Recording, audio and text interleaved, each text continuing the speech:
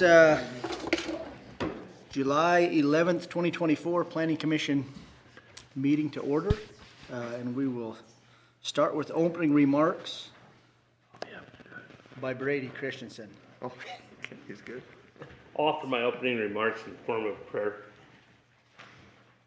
Our Father in heaven, we're grateful for this day, for the opportunity we have to meet as a Planning and Zoning Commission with the public. We're thankful for the freedoms that this country and county affords us. We're grateful for the responsibility that we have to help to follow the ordinances and such that's set forth by the county. We thank you for all that was blessed us with, for the area we live, for the moisture we've received, and we say this in the name of Jesus Christ. Amen. Amen. Would everybody stand and join me in the Pledge of Allegiance? I pledge allegiance to the flag of the United States of America and to the republic for which it stands, one nation, under God, indivisible, with liberty and justice for all. Thanks, Brady. Any changes to the agenda, Connor? We're good there? Okay, I would accept a motion to approve the agenda and minutes unless there's any changes to the minutes from any of the commissioners. Make the motion we approve the agenda and the minutes from last month. Second. Okay, motions. All in favor? Aye. Okay, thank you. Okay, our first item will be a public hearing on the Vernon Investments rezone. Give us an overview of that. Yeah, so this is a request to rezone 5.06 acres from the A10 zone to the industrial zone. This is the parcel up here. So keep in mind that the changes to industrial would cause some changes to the schedule of zoning uses. So this includes general manufacturing, a commercial kennel / animal shelter, storage and warehousing, self-service storage facility, transport services, general vehicle repair, mobile food truck, telecommunications facilities. Keep in mind that this property is directly adjacent to Wellsville, so this next part is a little bit biased. So the nearest parcels that are located in the county that are in the industrial zone are 2 to 2.5 miles away. And then the nearest parcels in the commercial zone are also 2 to 2.5 miles away. Wellsville has been notified of this. They didn't have any comment. But on the Wellsville general plan map, this location directly adjacent to it to the west is highway commercial. So that's pretty much a good overview of it. There would be some requirements in the event that it was rezoned to industrial. Basically, the primary access road is 4700 South. It's currently classified as an agricultural access. It's currently maintained by the county in the summer only. It's considered substandard as to travel lanes, right-of-way, paved shoulder, gravel shoulder, clear zone of material. The change would cause it to become a major local road. County Fire District also determined that the property will need to have a water supply for fire protection in the event of any new construction. So in conclusion, the Vernon Investments rezone is a request to rezone 5.06 acres from the A10 zone to the industrial zone. We don't have any recommendations, but we will help the Planning Commission draft any. Okay, thanks, Connor. Commissioners, do you want to take comments from the applicant first or open the public hearing? Probably have the applicant. I got a couple of questions. Okay. Is the applicant here? I don't see Zan, so I don't know who else would be representing him. It's just Dan, yeah. There was no agent listed. Oh, okay. So I guess I we'll guess he's not here. take so a request to I'll open the make- public hearing then. So Yep. moved. Okay, Second. all in favor of opening the public hearing for the Vernon Investments rezone? Aye. Aye. there anyone from the public that would like to comment on this item? Not much interest in this thing. I would take a motion to close the public I'll make a hearing. motion to close the public hearing. Second it. Motion second, all in favor? Aye. Okay. All right, commissioners. I guess you can try to ask Connor your questions, Lane. I guess is he gonna, as he said, he's gonna try to build buildings on it or just more parking for trucks? I'm trying to get in touch with him. I just haven't heard anything back. I believe he's probably going to connect it to business to the Yeah. west. That's my best guess. Yeah, I can answer that question, Connor. I've talked to Vivian Sharp Yeah. about this. And yeah, what they're planning on doing is kind of using this as storage and warehousing while they're building their new building on the Wellsville property. And so that's why the rezone is needed in order to turn it into a storage and warehousing section for their vehicles and that, which are currently on the Wellsville property. Also, they're building a new building on the Wellsville property. They just remodeled, but they're probably adding on to that one then. Must be, yeah. But yeah, that's the intention, and yeah, they couldn't just, use that as a storage warehousing as it is. It would have to be rezoned to allow that with the CUP. Did they say why they won't just annex it into Wellsville? I believe it's probably dealing with utilities. They actually had to do some adjustments of property lines because part of this property was in Wellsville. And so they've done some work to do boundary line adjustments and that to get it all in the county. But yeah, annexation was mentioned a few times and that it might even be easier than this process. Yep. But this is the way they wanted to go forward still. The city didn't have any utilities out that far though, did they? When we talked about that other, there wasn't any utilities from, the other one that wanted to rezone and Just we over asked them from about, yeah. this. Yeah. Yeah. Guess it just doesn't make sense to me to spot zone this industrial when they can just annex into the city. It's right there. Well, and the one that's just straight north of them there now, that Mark Thompson's deal. Yep. But that's in Logan City, Wellsville. Yep, and they own all that land to the north too. Yeah. It would make sense on the Wellsville side, because Wellsville is even approved a grocery store out there too.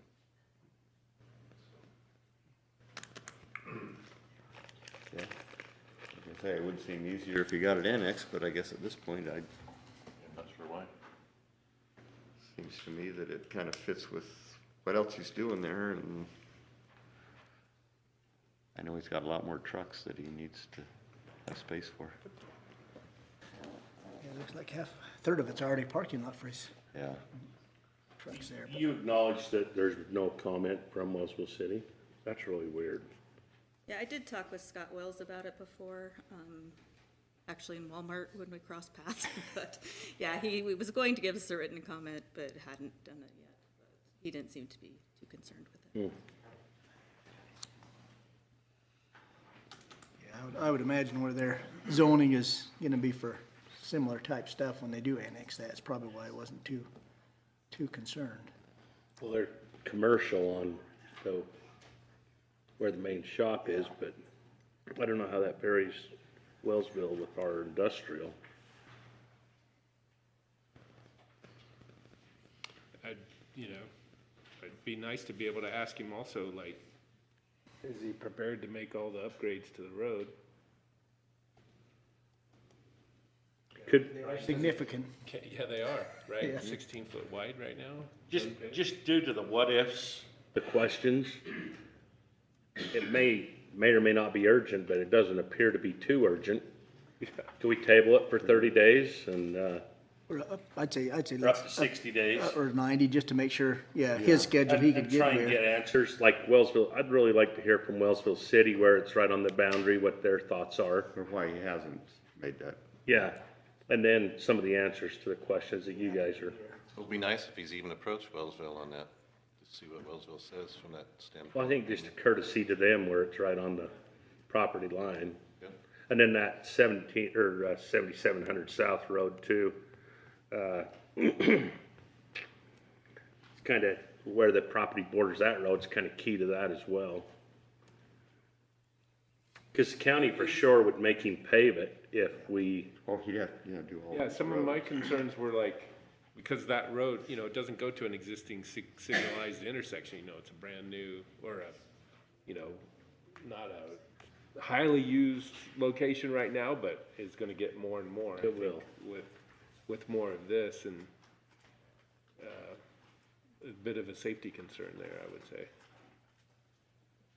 Anyway, yeah, we would, maybe in line with what you're suggesting, Brady, we would continue it as opposed to table it, but. continue it. 90 days, that's what you're suggesting, right? Yeah, and he could probably even answer them with the office, but at least just get questions before we make a decision, or our answers to our questions. Yeah, Is that a motion?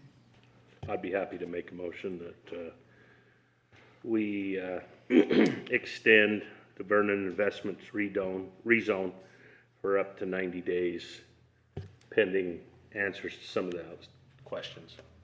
Particularly a response from or communication with Wellsville City. Motion and second, any further discussion? All in favor? Aye. Okay. Okay, the Cronquest Temporary Extraction CUP. You sent some stuff out on that, Connor? My name is Wayman Stoddard. I represent Mr. Cronquist in regards to this CUP. The commission will remember that we were here back in April. We requested a 90-day continuance under the code. The 90-day continuance was granted without a showing of cause. Today we'd like to request a further 90-day continuance. I've conferred with the Planning and Zoning Committee and they don't intend to object to that. The cause for this is that we were involved at the time of the request, which was in June. So I sent a letter to the commission in June of 2024. I believe you should have a copy of that letter. In that letter, we outlined that we're working with the Department of Natural Resources relative to some water transfers.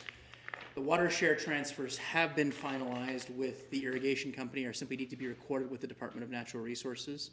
So we hope to have those recorded water issues for you before consideration. Additionally, we had just received from the commission, from the Planning and Zoning Department, some correspondence from Smithfield City related to this.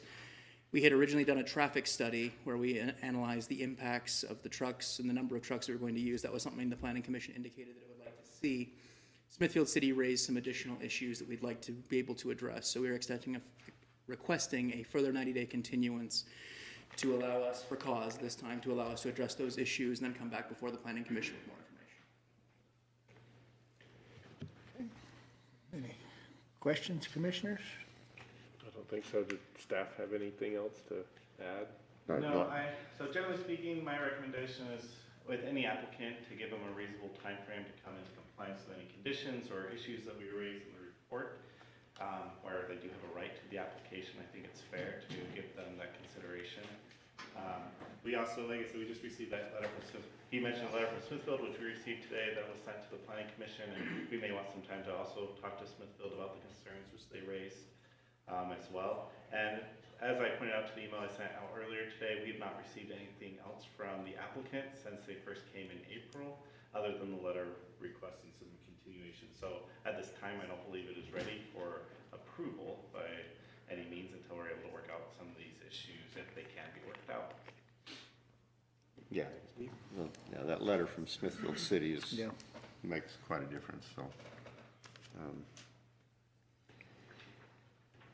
Okay, Yeah, I'd like to take a motion to continue it for up to 90 days then. I'll make a motion that we continue this up for up to 90 days, give an extension for the CUP. Second. Second. Okay, motion and second. All in favor? Aye.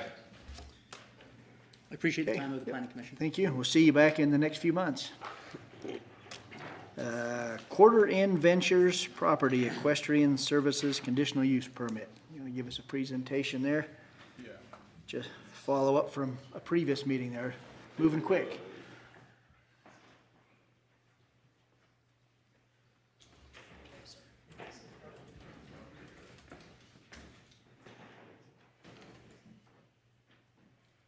Okay, so yes, this is an update to CUP that has previously been here. So now it's request to do CUP on 21.48 acres. It's a request to operate a recreational facility, a campground, and a boarding facility. It's in the A10 zone for the western parcels and the commercial zone for the eastern parcels. Just as some brief history, this was previously presented on May 2nd. After discussion, it was continued for 90 days just so they could follow up on some of the ideas that were talked about. There was also a rezone presented same day, May 2nd. Planning Commission voted for it to go to County Council. County Council voted on June 25th to approve it. And so now it's been amended. Basically, the original CUP application was just for those western parcels, and now it includes the eastern parcels, and that'd be that campground. So now that they've been able to accomplish that, that's kind of what the main updates was. The new letter of intent, the phasing, there is one phase, and there's phase 1 and phase 2. Both are expected to begin in 2025. Construction, basically there's several variety of structures on there. Basically the only one that wouldn't be metal and concrete is the single family dwelling. There are some differences between the May 2nd presentation and now. It's new parking areas, the inclusion of a campground, a stall barn, an expanded footprint, and the shop and single family dwelling has been merged. Phase 1 of the project as per the site plan will consist of 3 structures, 1 public restroom, and 2 outdoor arenas. Combined, there's one that'll be 45,000 square feet, and the second will be 22,500 square feet. The use for these will be the hosting of rodeos, roping events, and just part of the boarding operation. There is 9,000 square feet of bleachers attached to these arenas. This wasn't, the total seating capacity wasn't stated on the site plan or in the letter of intent, so it's just kind of a request on there with the conditions to just update those and tell us what it is. The indoor arena, it's a 24,000 square foot structure. It'll also be similar idea, hosting equestrian type events and boarding. Similar situation, there were bleachers attached to that, just total seating capacity wasn't stated, so that's another condition on there. The stall barn, so basically serving for the horse boarding, and will initially have 50 stalls in phase 1. The shop and single family dwelling, basically just a 3-bedroom house with an attached shop and garage. There's also a public restroom. 3 public restrooms were mentioned in the letter of intent, but only 1 is shown on the site plan, so there's also a request to update that on the site plan so we can see where that's at. There's also an announcer's box, just be used as part of the roping events and outdoor arenas. Similar idea, it's mentioned in the letter of intent, but it's not shown on the site plan, so there's a condition on there to update the site plan. Phase 2 of the project, 1 new structure will be added, and the stall barn will be fully built out. So the storage structure will be 3,510 square feet. It'll just be used for the storage of hay for the animals.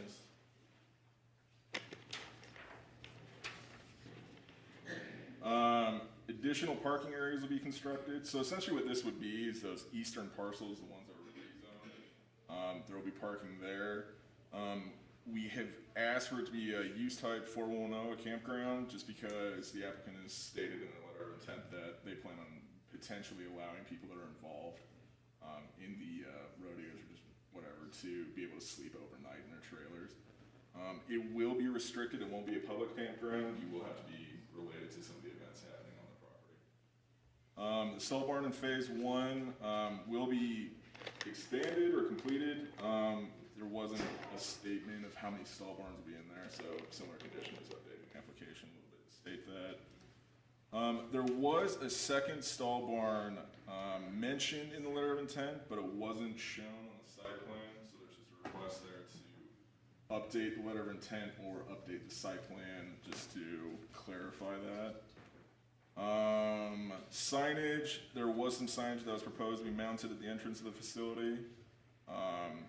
Basically, it just has to meet code on that and be shown on the site plan. The operations, so for phase one, it's anticipated to be 3 to 4 employees with 1 staying overnight. Same thing with phase 2, 3 to 4 with 1 staying overnight.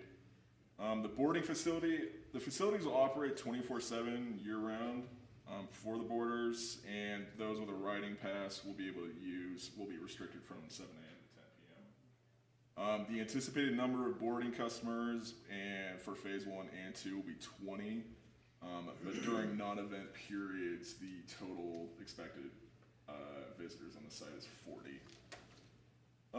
Events, so there is the plan to host rodeos and roping events.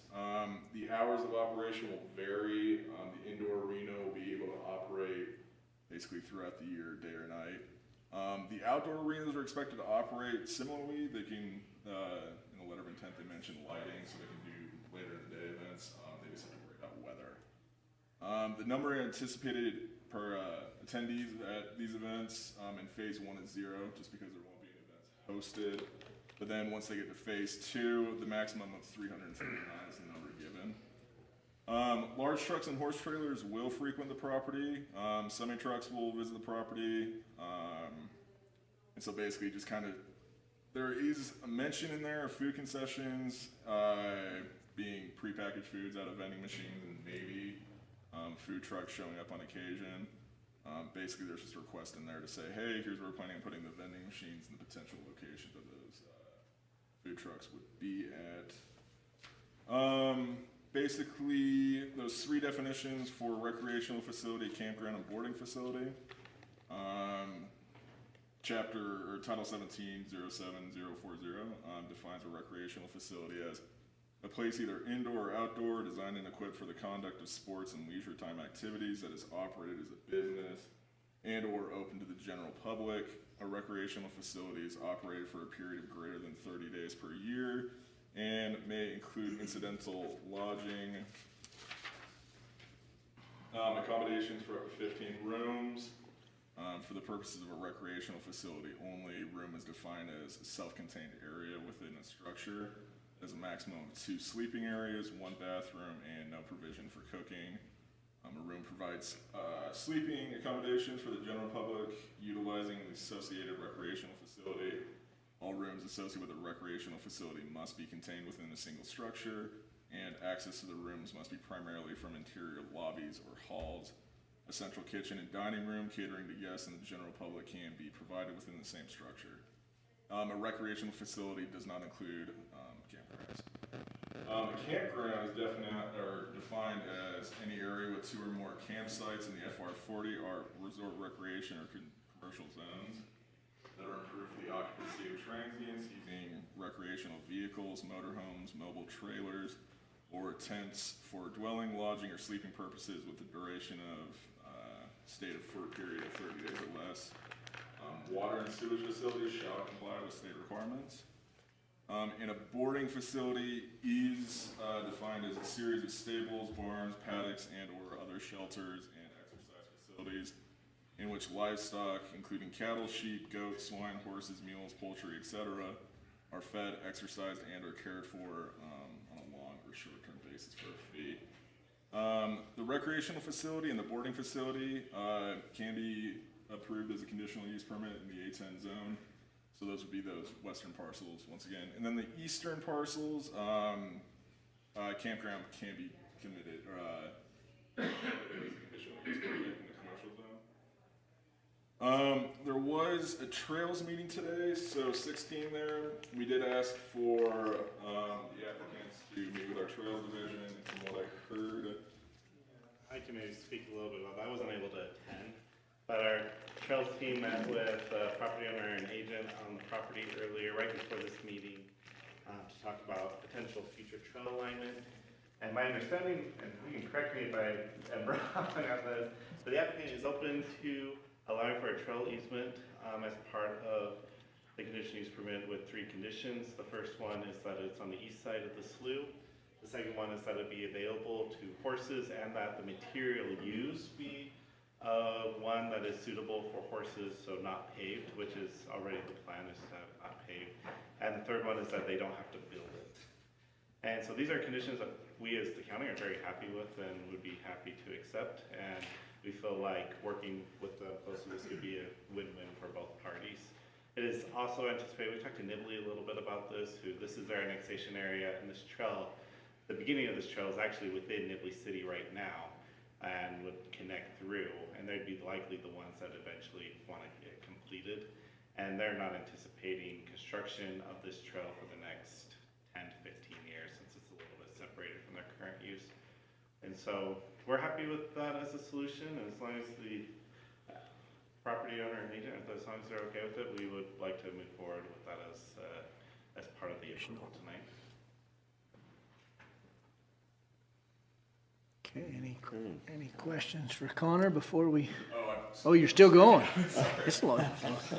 Keep rolling. So it's classified, the road, 4400 South. It will be classified as a major collector, but it'll only need to meet major local road standards. So that's a 66-foot right-of-way, 2 10-foot wide paved travel lanes with 6-foot wide shoulders, so 2 feet paved and 4 feet of gravel. A basic analysis of 4400 South as it is right now. It's an existing county facility that provides access from SR 165 between Nibley and Hiram. Currently provides access to commercial properties, industrial properties, and agricultural lands. Is maintained by the county year-round. Like I said, will be classified as a major collector, but will only meet those major local road requirements. Currently, it is 20 feet wide, has a 66-foot right-of-way, has no paved shoulder, and has 1 to 2 foot gravel, has no paved shoulder, has a 1 to 2 foot gravel shoulder, has a 2 to 14 foot clear zone, and is unpaved. It's currently considered substandard as the travel lanes, paved shoulder, gravel shoulder, clear zone, and material. So that requirement or condition there is the applicant must improve 4400 South to meet those major local road standards consistent with the Cache County Road Manual. There is also regional transportation plans identify 4400 South as a future arterial road.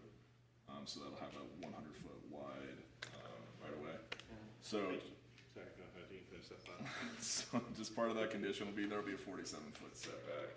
That'll have to be met as part of that. Yeah, I want to point out, this roadway is actually under consideration by UDOT as a potential corridor.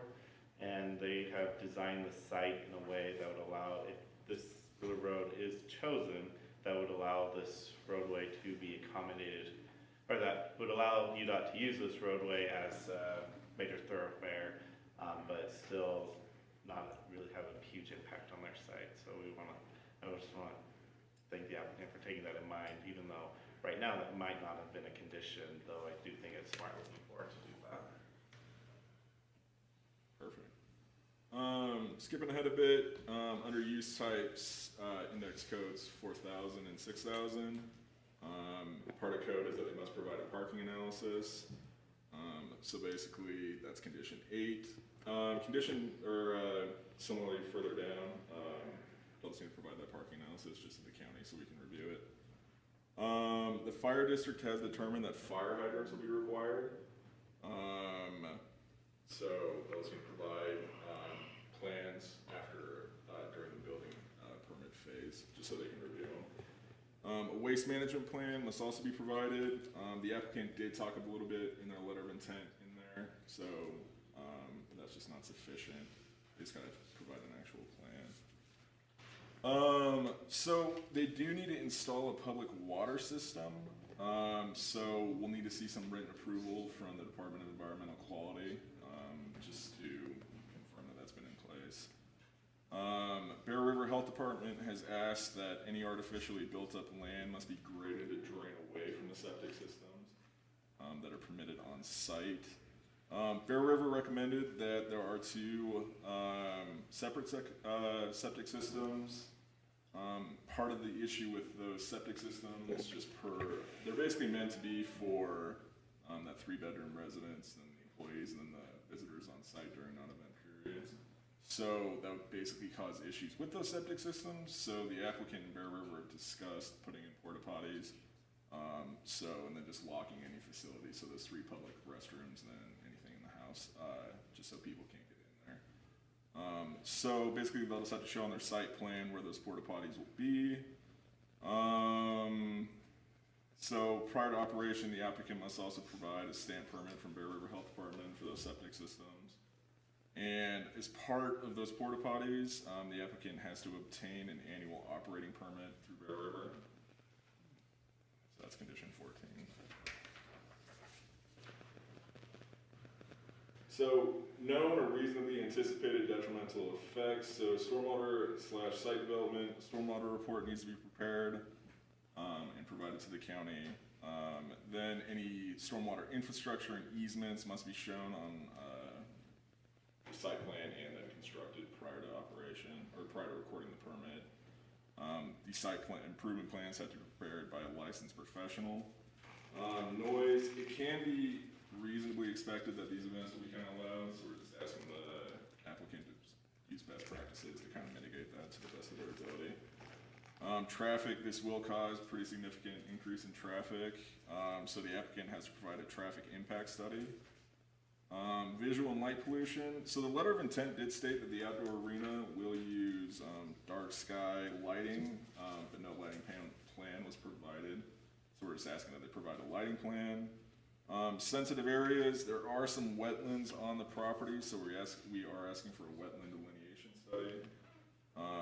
It's also in the floodplain, so floodplain development permit for any work being performed in the floodplain will have to be provided. Because the site is greater than 5 acres, base flood elevation data must be generated for the site. There are some moderate slopes, but it looks like development is kind of hanging away from those areas, but in the event that it is in there, a geotech will have to be provided, a geotechnical report. And there is a canal that goes along 4400 South. If there's any work in that area, they just have to work with the canal company to make sure that they're okay with it. We haven't received any public notice on this one. So, yeah. Summary of the conditions. The first is the applicant and operators have to abide by the conditions within the CUP. Prior to recording the permit, the applicant must provide site improvement plans. Each structure does require a zoning clearance and building permit. Prior to recording the permit, they just have to update their application a little bit to expand on their letter of intent and update their site plan. They also have to remove, there were some references towards phase 3 and phase 4, but they'll have to amend that in the future. It's going to be considered part of this application. There's one reference to phase 3 in there, so we're just asking if they take that out. Prior to recording the permit, the applicant has to improve 4400 South. They have to make sure they meet that future arterial road setback. A parking analysis must be provided. They'll have to work with the fire district during the building permit phase to put in those fire hydrants. Public water system has to be implemented and approved. They have to meet anything requested by Bear River, so the grading of the site away from septic systems. Prior to zoning clearance approval, we'll have to see stamp permits from them approving it. And prior to operation, especially during the second part of phase 2, we'll have to get that operating permit from Bear River so we can do those porta potties. Stormwater report must be provided. The site plan has to be updated to implement any changes that are requested as part of that stormwater report. Then any stormwater infrastructure must be completed. We requested that noise from the proposed announcer's box is mitigated to the best of their ability. Traffic impact study must be provided. Applicant has to provide a lighting plan, sensitive area analysis, wetland delineation study has to be provided. And then any work being performed in the floodplain has to be approved. Base flood elevation data has to be provided. Any requirements that are, or anything within sensitive areas require like a geotech report to those steep slopes. Then any work done near the canal has to be done with approval from the canal company. And then no work is permitted until these conditions have been met. We are recommending approval with those conditions. Applicant takes a beating mighty well.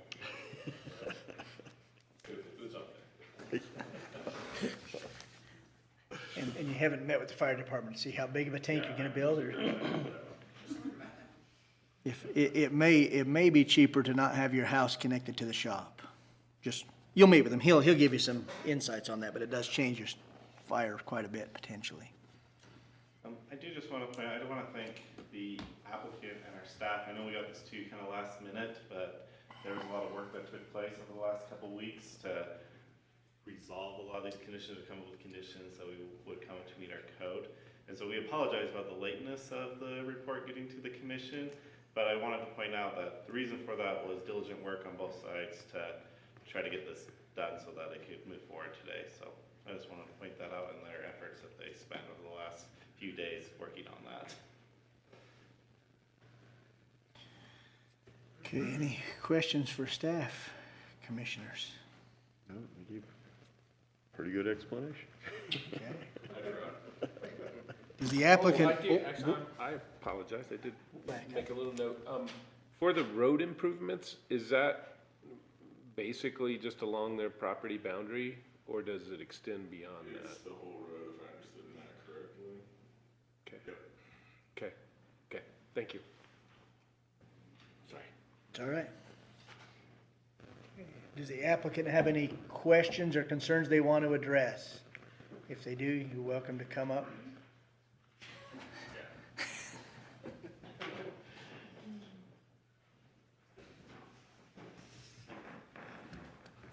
Want to talk campground first?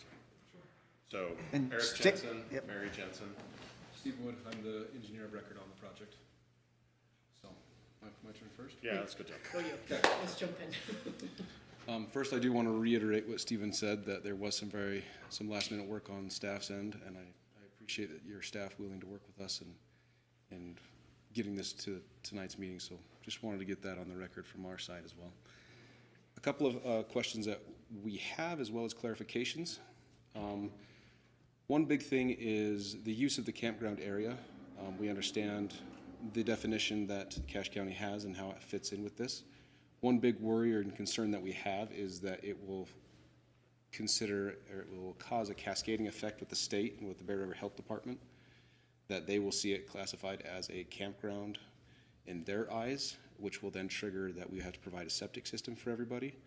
And based on water elevation in the area and the soil condition, our site's not big enough to have a septic system to support the campground. So question with that, so the fairgrounds doesn't have to provide that? Exactly, so it's. So I would think it would be similar to the fairgrounds, right? People camp there when they're there with an event. So I think as long as we classify it the same as that, you should have the same exemption. And I don't know what that is. You may have to talk with the county to see. That's what we're hoping. The biggest thing is Everyone that has we're to take it to requesting them. that as far as your authority extends, is the planning and commissioning willing to support the applicant as we explain this to the state, that it is similar to the Cache County Fairgrounds in use and therefore doesn't need that large septic system associated, because the campground is not open to the public. It is only meant for rodeo goers who stay over the night. They bring in their trailer, they haul their waste out. We won't allow dumping or anything of that nature. The biggest thing is that we have to have this area because people come from long distances for rodeos, and often they have a toy hauler RV mix that they haul their horses around with them, that they come, saves on their hotel bills. This is their life, this is what they do. And so it's very common, like Nate had brought up, that they come to these rodeo grounds and they stay with one night, maybe two, depending on how long the rodeo is, and then they leave, and there is no septic system for them to hook up their RV and stay for a 2-week vacation. And so we totally understand that according to your definitions, that we've got to classify it as a campground just because they will be sleeping there overnight. But we're just afraid of what may cascade with the state and their requirements. And so we're just curious if the Planning Commission is willing to back us up as we explain it to the state, that it's not unreasonable to say that we're not going to have a septic system for it. I would have to check with legal to see if we have the authority to even make that offer. I would be interested in knowing, because the campground of the fairgrounds is in Logan City, is there a difference period of time stay at the campground versus what we've stated here of 30 days? You know, it may be something that needs to be asked of the health department, right? Of the state. And one big thing is the health department, we've actually shown them the plan for phase 1, 2, 3, and 4, which is the full build out of having large events here. And their solution for that is not providing the septic system. And so we've already reached this with them. It was the locking of the restrooms that are available for the 24/7 boarders and having porta potties for the mass gathering. And the only time people would be staying overnight is during these mass gathering rodeo events, so there would be porta potties available for them. So, another thing, can staff turn on floodplain of what we're looking on this property? One thing that we are aware that the Basically floodplain just is. talking about dry camping. Yeah, it's a dry campground. You won't have water or power hookups, neither one. So even less than the county provides at the fairgrounds. This is, yeah. So yeah, we have done I believe, I always get my mixed up, a LOMA. So we have done a LOMA on this and worked with the FEMA floodplains to get a amendment for this area. So we've already gone through that process and have floodplain amendments already for this area to redefine the floodplains and narrow it down around the property accordingly. And that's already been presented to FEMA and approved. So we've gone through that step, and that will be attached to our floodplain permit building. We understand that you still require that just because we are in your identified floodplain, but we've gone through the step with FEMA to further narrow that down and provide some further information on that floodplain. Lomar. So. Lomar. Lomar, okay. I get mine mixed up. There's a Loma and there's a Lomar, and I get them both. Yeah, one takes like 7 years. There you We go. did So, the short-term one. sorry. Revision, not amendment, that's right. Yeah, which we did. So, it was a Lomar. Sorry, Parvs, I got the wrong acronym on the back end. Hey, no problem. Everybody else is going, what are you guys talking about? Appropriate. We've learned a lot through this process. So we are doing that. Additionally, there is one consideration that I'd like to request of the council. I think it's the council, the commission. My apologies, the commission. Condition number 19 is for the requirement of a traffic impact study. I know that this is going to sound like a weird request, but I'm wondering if we can scratch that one. And the reason for that is typical traffic impact studies look at your Monday through Friday regions, and they look at your peak hour traffic, whereas the times that this will see the heaviest traffic is going to be on the weekend during the evening hours. And so a typical traffic impact study will actually come back and show almost no traffic just because of the bracketing of that timetable that they look at. I think the only reason I would still want the study is because this is right next to JBS, and their shift changes would want to be accompanied with that study, because when that shift change happens, that road is packed, and that roundabout is backed up for quite a ways already. And so if you've got 50 trucks and trailers coming in for event at 5 o'clock that starts at 6 or 7, I think we may see some impacts from that. And they have different shift changes. I don't know when they all, I just know if you hit that road when one of those is happening, and you add this many trucks on there, potentially, it could have an effect. Just on 4400, like the traffic study just on 4400 though? Yeah. Or is it on the main road? Because the road you're talking about that's back. Right, that's your main one that 44 connects to right there, but I think that's where you're, I mean, at 44, you're not gonna have any traffic, but I would think we would want to see what it's gonna do to that other road. I mean, I guess our roadman can maybe debate that a little bit, but I would think it would affect that road more than any other out there. Yeah, the typical traffic impact study would include both the intersections on. Yeah, I think we would still want to see, at least I would. I mean, other commissioners can, but I think just driving that road enough times when those shift changes happen, you could have some impacts there for sure. On that, if we follow the traditional, how do you do that? Just because those shift changes will also occur potentially outside of those peak hours, and so if we follow, and Matt, maybe you might help me out with Maybe this. you'll have to work with Matt to see how to But- tailor that study, but I think. Yeah, because your traditional study, even with that understanding, if I follow by the book for a traditional study, it's still going to show up nothing, just because both of these traffic events are happening outside of peak hours. just because of the uniqueness of these operations. So it's, I want to. You guys are gonna wanna see off-peak hours if you're. Yeah, I want to provide a document that makes sense, and so it's not going to be a standard traffic impact study, which is requested in the condition. To me, they could negotiate that with the county engineer, right? Yeah, that's what Wouldn't I the say. I say I would work content- with Matt to see what makes most sense for that study, so that it gives us some answers maybe to those peak times when you have people coming and Okay. they have people leaving, because there's a lot of people that work there and go down that road. And then I do want to clarify on the road improvement. I was personally under the impression that we were improving only the frontage of our property and then connecting to the west intersection and not connecting to the east intersection. And so the comment was the full 4400 South Road was to be improved. And so I was just, make sure I got my, We'll have Matt come up and address that one. so. Do I step aside, my friend? Matt Phillips, Public Works Director. The way that the manual reads is that they need to identify what their main access is, and then the county will look at improvements along that main access to their site. So if they decide to go east, we'll look at east. If they decide to go west, we'll look at west. So that traffic study might be able to distinguish how many people might be coming from that way. There might be some improvements required on that, but we're really looking for them to identify this is the access, and they'll probably have to improve that all the way to the nearest Access. point. That's And, what I was thinking.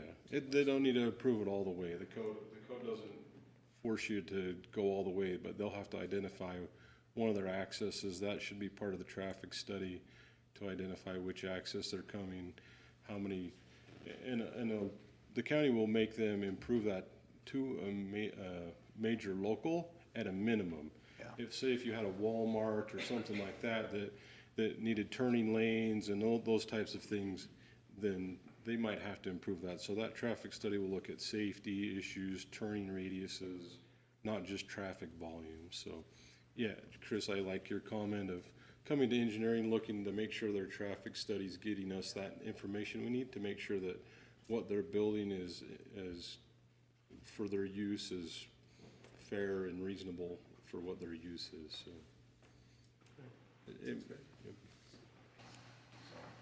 And then, and I'm not sure if this is a question for the commission or if this is just something you want me to work with Matt. If we identify the west intersection, we'd be improving over 50% of that total road. And is the county interested in finishing the other half with us? I don't know if that's a question for the commission or. That's a question for Matt.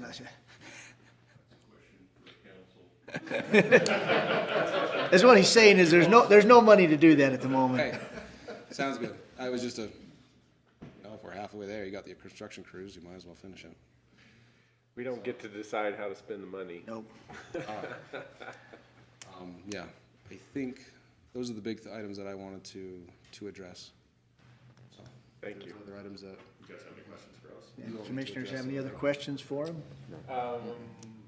Yeah, I think, as was pointed out in the staff report, lighting and noise are probably the big, and we already talked about traffic quite a bit, and so hopefully those are all reasonable conditions, and we can Considering it's an mitigate. outdoor arena, lighting will be very important, so it'll be quite a detailed lighting plan on that, so. And before you get too far, I would go sit down with Jason Wayne, the fireman. He's happy to sit down with you. If you even show him what you have there, he can give you some pointers, I think, that might steer you in your other development stuff. He's good to sit down with. Because it could be a pretty big underground tank that you're gonna be putting in. Like 100,000 gallons maybe, I don't know. It could be big with that many people on site to be able to put a fire out.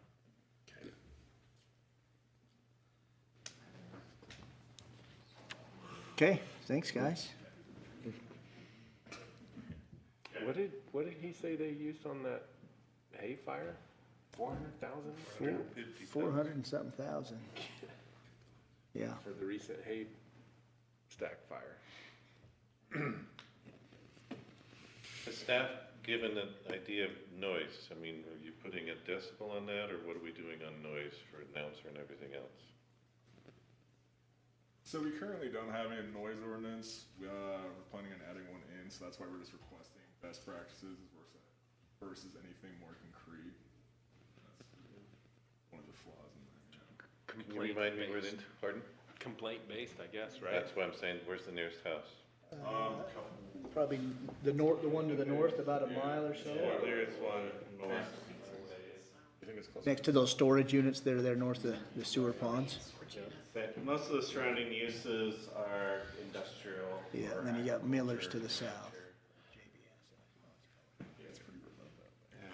Yeah, we're right in the middle between Hiram and Nibley. It's gonna. Yeah, there's nothing. Be any louder than the fairgrounds over the 4th. I mean, they had a concert till 10 or 11, so I was there. Okay, thanks, guys. Commissioners, any further clarification? Yeah, we can see. Is there anyone else from the public that would like to comment? A lot of comments today. Move through things quick. The answers are there. Yeah. Okay, what do you want to do, commissioners? And if we recommend approval, it sounds like we would add 3 conditions there to do with the trail that they were okay with. Yes, they owe us information about the size of the trail. Yeah. To make sure we can work in any engineering, so I just need to make sure that whatever conditions we put in, They're flexible. One thing Yep. we committed to do was to get them a design of what we anticipate and the width, and so we're more than happy to do that. And I think, yeah, we can even state that condition that they're just still gonna work with the county on the trail easement. Leave it pretty wide open on that. Stick it all in one condition. Okay. I'll make a motion then that, for approval of the Quarter End Ventures property equestrian services with the 26, or is it 27? We're I gonna think we'd include add one, yeah, if we had a So trail, one 27 27. conditions and the 2 conclusions. Okay, we've got a motion. Do we have a second? Second it? Any further discussion? All in favor? Aye. Okay, motion passes. Thanks, guys. It's quite a venture. Yeah. Be great to see it. Good luck. Still a few hurdles, but you're getting closer. That's a lot of hurdles. Okay, Connor, King Irrigation, full pressurization. I didn't want to make Connor do all the work today, but thought I'd help him a little bit. But yeah, this is the King Irrigation Full Pressurization Project Conditional Use Permit. As you can see from the vicinity map on the front of the staff report and then the kind of aerial showing the canal line on the second page, it extends quite a ways. It's about 3 miles between 5,000 North and 4,000 North along 2400 West in Benson. And it will replace nearly, as I mentioned, 3 miles of existing open irrigation canals with a fully pressurized system for the King Irrigation Company. Involves about 34 different parcels. And since it is an ag development, the potential restricted status of each of those parcels will not impact the project, and so we have not reviewed individual parcel legality as part of this. They did provide a letter of intent and plans, which are attachment C. And the scope, again, is to combine two irrigation companies, the King Irrigation and the Reese and Clark Irrigation Company, and they'll be collectively known going forward as King Irrigation Company. They'll update the existing system to a fully pressurized system. The size of the proposed pipelines will range from 4 inches to 36. Our code actually only applies to anything that's more than 18 inches in diameter, but we just kind of lumped it all together in this particular case. In conjunction with the updating the irrigation system, the existing pump station will be refurbished and improved, which is located near the Bear River. The existing pump station will house 3 new pumps, and the older pumps will be decommissioned. So the proposed upgrades will continue the use to convey secondary water to shareholders along the canal. And it will also help to eliminate significant water losses that occur each year from seepage, evaporation, and undesired vegetation uptake. That's a nice word for weeds, I thought. But that occurs with the open water irrigation canal system. So eliminating those seasonal losses will conserve water in an area where many are dependent on that for their livelihoods, and allow for more efficient use of water and subsequently produce higher crop yields. We've just referenced the water right number that's part of this.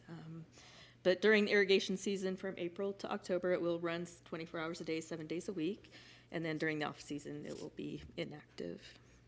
They did provide an environmental assessment and a Class 3 cultural report, which has been prepared and submitted to the Bureau of Reclamation, and they have issued a categorical exclusion for the project. So there are going to be a number of temporary and permanent easements for the pipeline construction, operation, and necessary road improvements. They do not have all of those secured yet, but it is a condition of approval that they do get all of those in place and recorded prior to recording the permit. Parking and staging of construction equipment will occur in specific isolated areas in ag fields and along the pipeline alignment, so it shouldn't cause traffic issues. If they are parked in the road, they should be sure to stay out of the right-of-way as much as possible to not impact traffic. And they are responsible for obtaining any other clearances, authorizations, or permits from railroads, private property owners, irrigation companies, other utility owners, and any federal, state, or local government agencies as may be required. So this does fall under our use definition for a utility facility distribution, which includes a wastewater transmission line. Again, with that 18 inches in diameter or greater is where this applies to. The proposed use will meet the minimum standards, not for mineral extraction, anyway. And yeah, so they're in compliance with the law as far as the county code goes. And it will just only occur on those small easement areas of the individual parcels, so it won't unreasonably interfere with the lawful use of those properties since that canal is already there still. There are portions of the project that will cross county roads, so a requirement from Public Works is that no above-ground components for the irrigation system shall be placed within county right-of-ways, and they require an encroachment permit for any work that is done in the right-of-way prior to that work being done. Parking is not an issue. As mentioned, during construction, they'll typically be off in areas off the right-of-ways, but during construction, again, we did condition that they must ensure construction vehicles do not impede traffic on the county roads. So known or reasonably anticipated detrimental effects would be stormwater. So replacing the open canals with the underground pipeline can have reasonably anticipated detrimental effects of removing a conduit for stormwater. So the applicant must complete and provide detailed construction plans and drawings to Cache County Public Works for review, and those need to include existing irrigation ditches and structures that will be abandoned as part of this project. Any structures and ditches deemed by the Public Works Department to be unnecessary for stormwater conveyance will be removed and restored.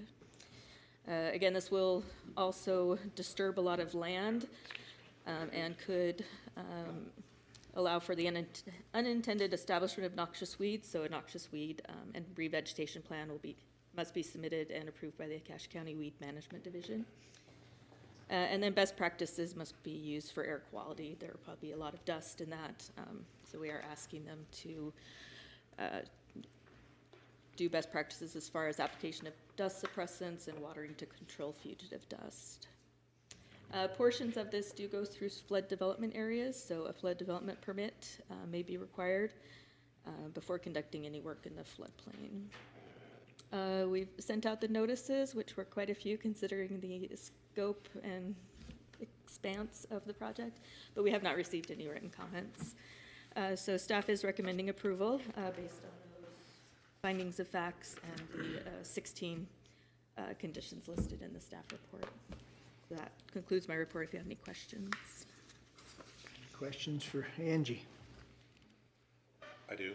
So you talk about condition 11 about weed and noxious weed. As they're talking about piping some of this, they're actually saying to the farmers adjacent to that to farm it. So did they say anything about this as part of that plan? Meaning that even though the pipe is there, the farmer can farm over that who is using that, and that, I wondered if they've taken that into consideration for the noxious weed or whatever. Yeah, good point. No, that was not intended. It was more of one of our standard conditions for land disturbance. So yeah, it makes perfect sense to take that out if need be, because if they're just going to replant it with what they're using on site. And sometimes if they still have to do the weed plan, that's what they'll put in there, that it's gonna be converted back to ag production. And Okay, just wondering on that. so, yeah, we could either take it out or know that that's probably what they'll do anyways. Yeah. Or at least add it on there that if it's farming, then it meets that or something on there. Yeah. That's easy to change. Any other questions for Angie? I don't have any. Does the applicant have any questions or concerns? Says he's coming up. He likes to come up here. At least we put both your items on the same month, so you didn't have to come twice. I know, right? So my name is Steve Wood. I'm the engineer of record for this project. I'm Lynn Egley. I'm the president of the King Irrigation. So one thing that, if it is appropriate to ask that the noxious weed actually be removed from the condition, and the reason for that is, no offense, Lynn, as you said though, but the ditches presently are probably more noxious than the pipeline that will be farmed over. We are putting the pipeline deeper so that the agricultural community can indeed farm over the top, and it is actually encouraged. Are they putting 30, 32 inches on top, or do you know? 48. 48? Wow. Most places will be between 36 and 48. Yeah. Okay. We're shooting for 48 just for that purpose, so that there is no risk of any rippers. As well as, because of the terrain there, it's actually extremely flat. We're putting it a little bit deeper so anything that doesn't drain doesn't freeze and break pipes. So. And that makes sense to me, because an open canal is a weed invitation. If they close it, it's going to take away a bunch of that from the water and everything else, so. And that's a question, though.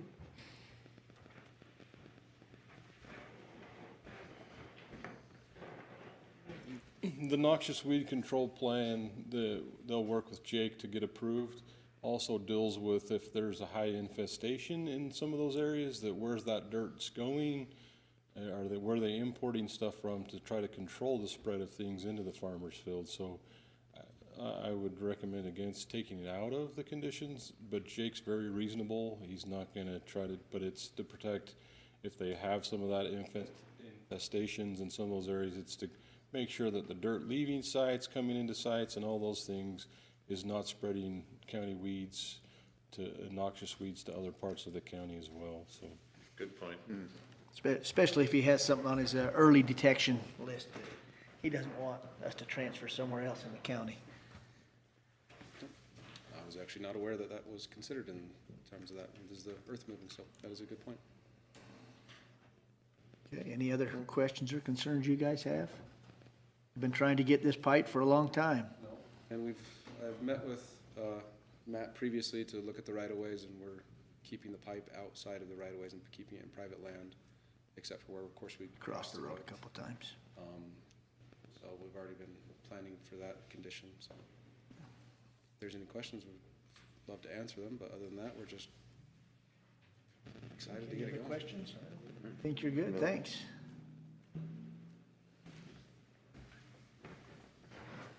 All right, commission members, what would you like to do? Projects that we'll be glad to have done. Yeah, makes sense. I know, I tried to get funding for this for the past 15 years, so it's taken a while. To have it. Yeah.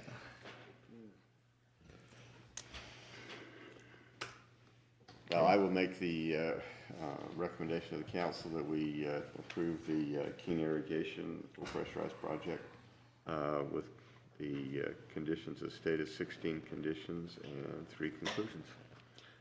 we just approve it, Lane, we don't have to recommend to the Yep. council. Oh, okay, this is can approval approve in our, yeah. Conditional use permit. Make approval then for that. Do we have a second? I'll second it. Okay, motion and a second. Any further discussion? Okay, all in favor? Aye. Okay. All right. We back to Connor on this one? Before we get started.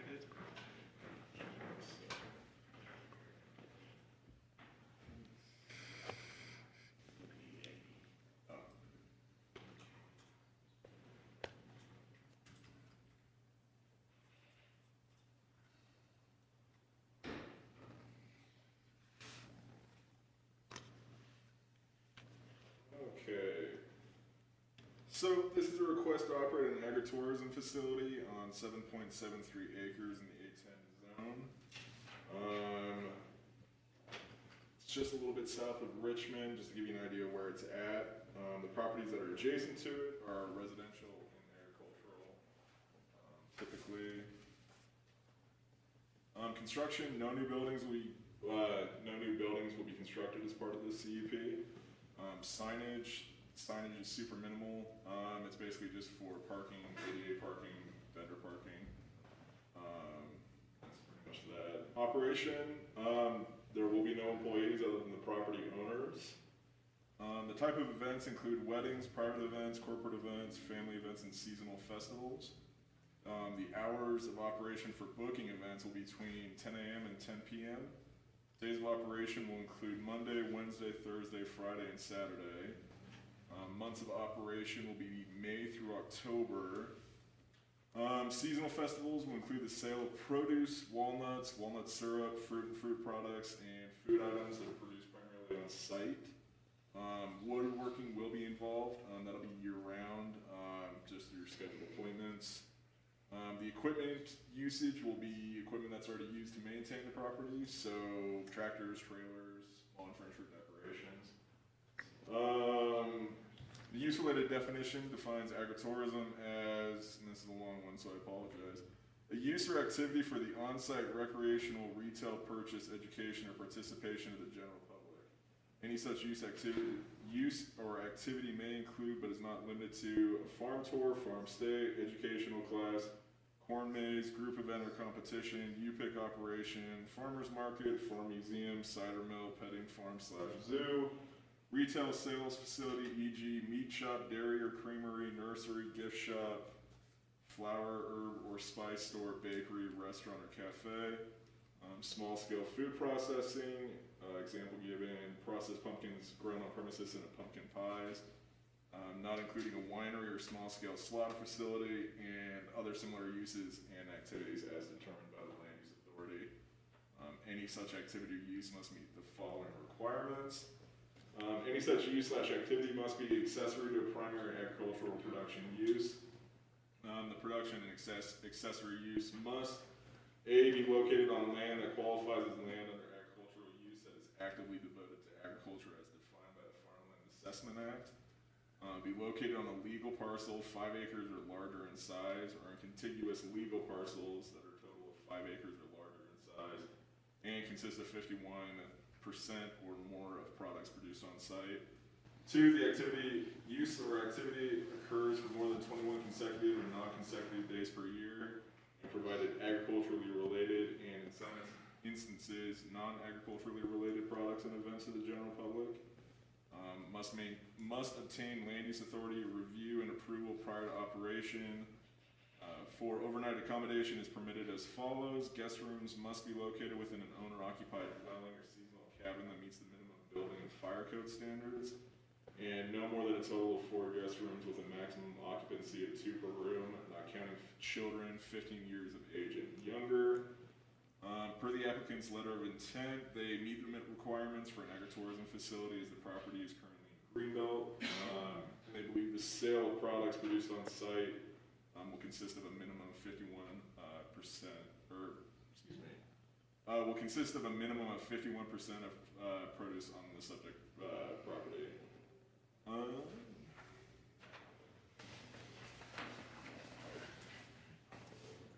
so access to the project will occur from Highway 91, so if we want to look at the map real quick. We did get a couple calls from people just wanting clarification, so let me just make sure this is clear. This is a private driveway right along here that does provide access to some agricultural areas and some homes.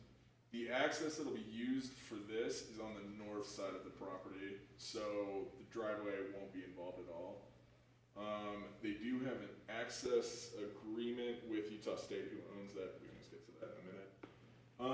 Prior to recording the permit, the applicant must provide confirmation from UDOT approving access to the facility.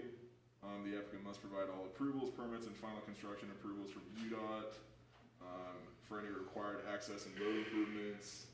And prior to recording the permit, the applicant has to record that easement that they have with Utah State. Parking, the applicant must provide a parking analysis for the proposed development per Cache County Code 17.22.020 for the review and approval of the county engineer. As part of that parking analysis, the site plan will have to be updated just to incorporate the findings of that into it. The Cache County Fire District has reviewed this application, has determined that a green sign must be placed where that road comes off Highway 91. Future development will require future review, just depending on location and size. The applicant states in their LOI that solid green waste disposal will be handled independently by the owners, but they did not elaborate. So we just want to see a little bit more of like a facilities management plan that, sorry, I skipped ahead on that one. A waste management plan must be provided just so we can review how they plan on dealing with that. The applicant did not address restroom facilities in their letter of intent. So the applicant must provide a facilities management plan that just shows, but is not limited to restrooms, hand washing stations, drinking stations, just anything along those lines.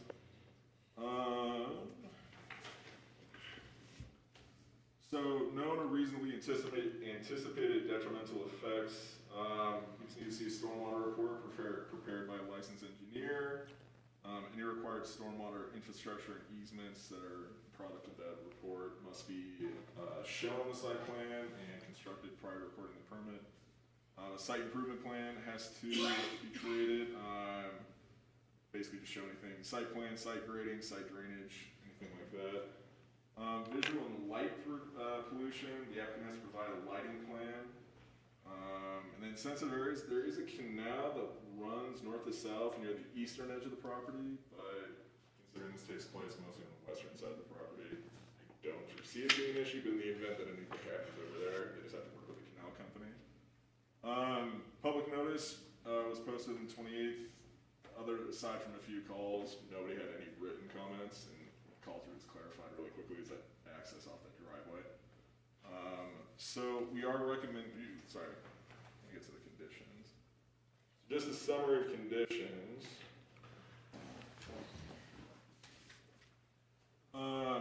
The applicant and operators have to abide by everything outlined in the CUP. Any proposed signage has to comply with county code. Required, prior to recording the permit, they have to provide confirmation from UDOT approving access. They also provide approvals, permits, and final construction approvals from UDOT for any required access or road improvements. They do have to record that easement with Utah State. It is an attachment on there. I think it's attachment B. If you just want to review that, our GIS department didn't have any issues with it. They just want us to record it. They have to add that green sign down on this intersection. I just talked with Jason. He said just right down here.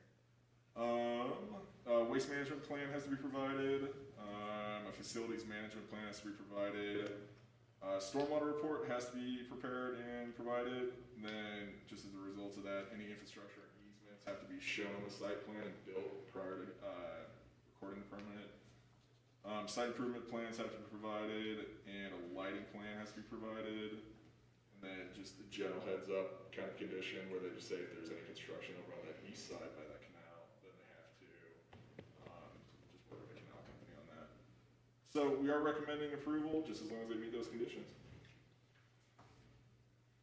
Well, thanks, Connor. Any questions for Connor? Connor, I have one question for you. Okay. So, where this application is coming under agritainment or agritourism. What is, it's been a while since we've compared to agritourism versus to like a regular commercial deal.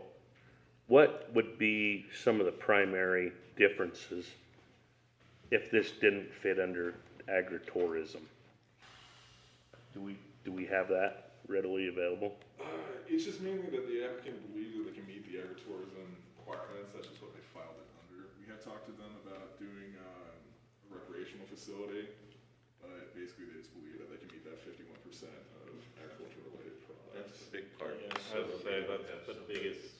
Yeah, the 51% has to be grown on that property so that that doesn't become a commercial establishment competing against the others, so that's. But that's my question. So we see and know what the requirements are. If this was not fitting in with the agritourism, what would be additional requirements? Does that make sense? So essentially the question is if they can't meet the requirements of agritourism, but they wanted to proceed and do this type of use anyways. So I think the couple big hurdles they run in is they're currently not zoned for a commercial use. And they would. So the zoning would have to be. Yeah, and one of the other issues, if you have a home, we don't allow a single-family home to take place on a commercial property in conjunction. We have a caretaker unit that is allowed, but it has to be under a certain square footage. And so the home, I mean, I don't know exactly what size their home is, but I'm assuming it exceeds that caretaker unit. Yeah. And so there's a couple things just right off bat. Those are a couple of the biggest hurdles that I would see that they would have to overcome. Cool. That's why we've got the agritourism scenario now. Yeah. Because we wouldn't get a commercial zone out there right now. What? I just was trying to. Yeah, I would just, again, add what Connor said, is that they did look at a recreational facility also, if they weren't able to meet that 51%. But there are quite a grove of walnut trees out there, and I'm sure they can provide more information, the applicants. But they are currently under Greenbelt, so they currently qualify for that. So again, if you have more particular questions about that, but yeah, the alternative, I think, without going to a commercial zone or anything, would be the recreational facility. Because those, I was just trying to think, and obviously the house and the commercial were two of the major differences. Yeah, and we have other recreational facilities that kind of combine these things with an event venue as well, so. One that comes to mind is the. Right? Yeah. Mm-hmm.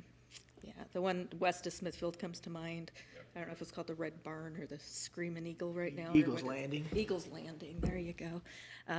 But yeah, that's a recreational facility. One of the things they did propose on that one was pigeon shooting, clay pigeon shooting, but. Yeah. Lane qualifies for that. Well, but I don't think their insurance would cover it. But the other anyway, one that I was thinking of was the Mickles. Yeah. But we went through so many phases with that from the. That's where I was a little confused gotcha. with the. Yeah, they have 3 different CUPs on their property: the winery, the U-Pick, and agritourism Winery. U-Pick, and I think it's the recreational facility for the venue. No such thing as walnut wine, I guess. I don't know, there might be. They make If some. fermented long enough. They got syrup. You stir that. I guess You let that go. It'll go. Yeah. Yeah, did you have any other questions for me? Okay, that was my only question. Thank you. Okay, does the applicant want to come up and? First of all, I just wanted to thank you for your time and the effort that's been put in by the county for helping us out on this. Just one quick thing. I got a call from Devin Hilliard from Utah State the other day, and he wanted to make sure that this was in the official notes, and we're completely good with this, is that we accept all the sights, sounds, and smells of agriculture. He gave me an example. Say they're baling hay right there, and we're having a facility that the baling hay takes precedence and things like that. So we want that in the official notes, that we'll accept Utah State's sights, sounds, and smells of agriculture. And he just asked me to put that on there. So anyway, we sure appreciate everything you guys have done for us. And if I could, is it okay if I just address a couple of the conditions? So first, please. I'm sorry? your name. Oh, sorry, Christian Ravston. So anyway, thank you. Yes, so Jamie and I are the owners here, so. Just if I can work up from the bottom, number 15 with the canal, we'll have no impact on that canal. We'll all be at the other side of the facility. And then as far as a lighting plan goes, we'll be happy to abide by any of these conditions, but it's going to be at daylight hours only. And so I don't know if lighting do we need to have a lighting plan when we're at daylight hours?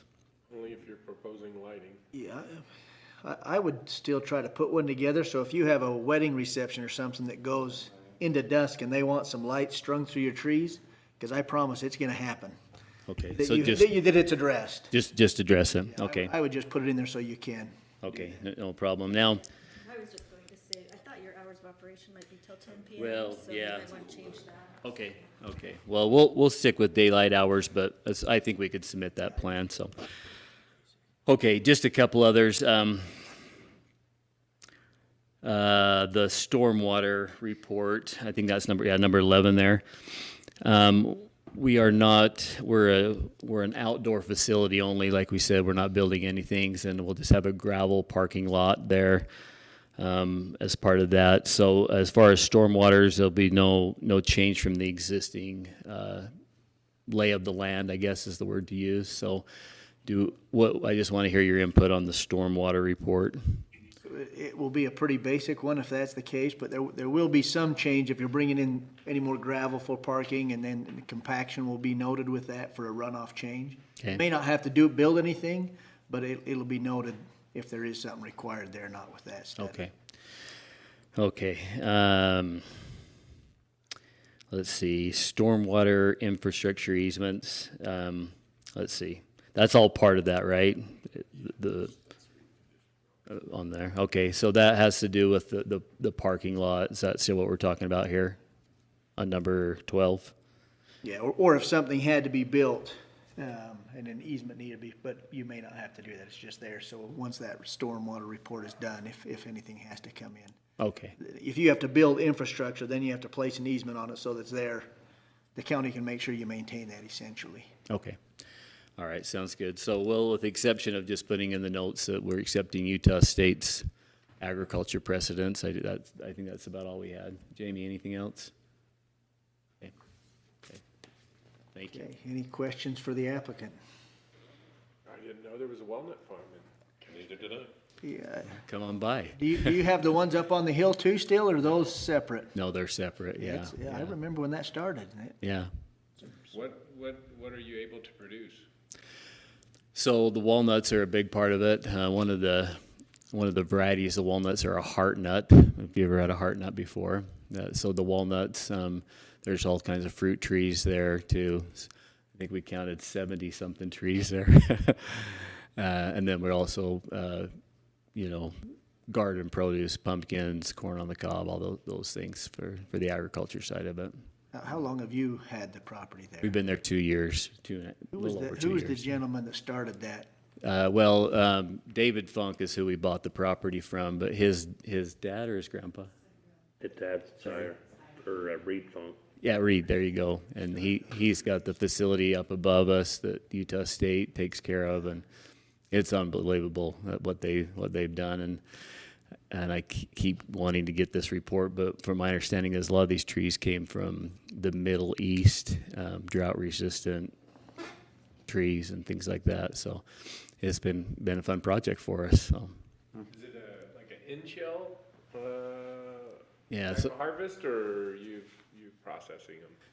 We'll just sell it in shell. Yeah, no, I'm not going there. So yeah, black walnuts, English walnuts, and these heart nuts are the majority of the trees there. Yeah. Mm-hmm. Okay, thank you. Okay, thank you very much. All right, commissioners? Some interesting projects. Yeah, I remember when they first started planting those trees a long time ago. I met with that old guy up there. Yeah. Ambitious. Okay, Well, I'd take a motion from somebody. I guess I'll make the motion then, we'll get it done tonight. I'll make the motion that we approve the Walnut Grove event conditional use permit with the 15 conditions. 16, we'll add the one Or 16, yeah. about the sights, Right. smells, and sounds of agriculture. 16, conditions and 2 conclusions. I'll second. Okay, any further discussion? All in favor? Aye. Okay, motion passed. Thank you. So are you far enough along now that you can kind of be doing some of these things right away? Yeah, I think we're well down the list. We got a few more on the list now. Yeah. Yeah, we're well down the list there, so getting closer. I guess that's my question is, do I meet with Connor to get these things? Yep, you'll meet with lined up? planning staff to get them all checked off and get the permit recorded. And do we need to come back and we just do it through? Yep. Okay, awesome. You don't need to see us again. Unless you change your mind on something. Bring Connor a walnut, see if he saw it. They gave you one. Sweet. The heart nuts are more fun to look at than eat. Yeah. Yeah, my experience with those hard ones, that's a lot of work. Okay, anything else, Connor, for today? I have a quick item. I just want to make an introduction real quick. We have Brandon Bell, who is our new countywide planner, here with us today. His first day was yesterday. And so as we start, we're supposed to start doing some review of our general plan and doing a couple other updates that he's going to head up. And so we will see him here in the future too. So I just want to welcome him, and he wanted to come and observe planning commission tonight. Okay, thanks for coming. We'll probably see you at some of these in the future. Thanks for having me. Good to be here. What's next month's agenda look like? He's already laughing. 4 rezones, 1 subdivision amendment, like 2 CUPs. It's gonna be a fun month of writing. We got 2 weeks to do it too, so. Yeah. And the 24th comes in the middle of that, so. I'm not sure we've ever dealt with 4 CUPs on one agenda to begin. 4 rezones. I'm talking about Tonight. And they were pretty quick. Well, one of them wasn't here. We didn't have to do anything, but History on CUPs, yeah, they were pretty good. You guys must be screening them better, getting things taken care of before you come. Okay, with no objections, we will adjourn. Oh, Chairman, what? I did have one quick question. Okay. Did you guys say that you shared the letter from Smithfield City with us, or was that? Yes, you should have got it in your email, and if not, It was in a separate email. It wasn't on the link. It was a separate email he sent earlier today. That comes from you, Stephen? Yep. Oh, okay. Okay, there. It might be in one of those. So it should be in that folder. I did find it. Okay, anything else for that, Brady? Okay, we'll adjourn then. Thank you.